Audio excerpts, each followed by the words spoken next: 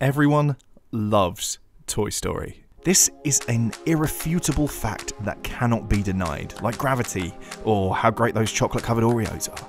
The first Toy Story movie came out in 1995, meaning that the Toy Story franchise is nearly 25 years old. And every film in this franchise has been a masterpiece, no overstatement. A spoiler alert ahead of this completely impartial review of Toy Story 4. As you can probably guess by the way I've opened this video, they have knocked it out the park once again. Look, there's no surprises in the plot, really. It's wholesome, it's entertaining, it's dramatic, but it's not too traumatizing, and there are a few moments that'll have you reaching for the tissues in the cinema. The gang has a new owner, a little girl called Bonnie, who proceeds to accidentally leave one of her favourite toys behind somewhere. An epic-style road trip is launched to return her to him. It's all generic, sure, but it truly is a really lovely close to the franchise.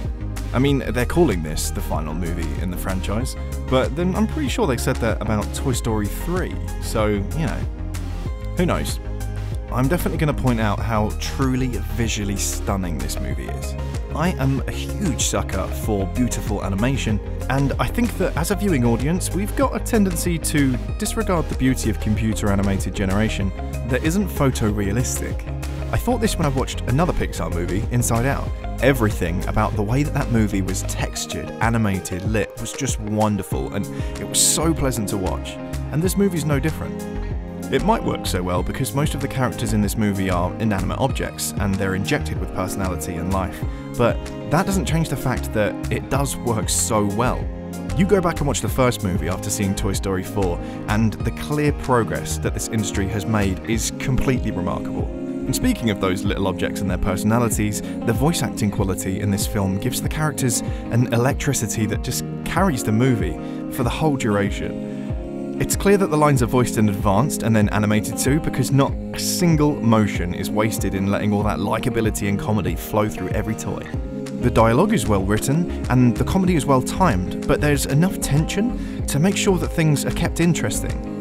But some of the best moments in the movie are when all of that is cut away and the whole movie is simplified to poignant little moments. In one of my favourite scenes, Woody and the new toy Forky walk along the side of the road in a desert and just chat about the meaning of life. Woody's character arc in this movie is about how the new kid doesn't like him as much as he's used to with Andy, and he's not top of the pile anymore.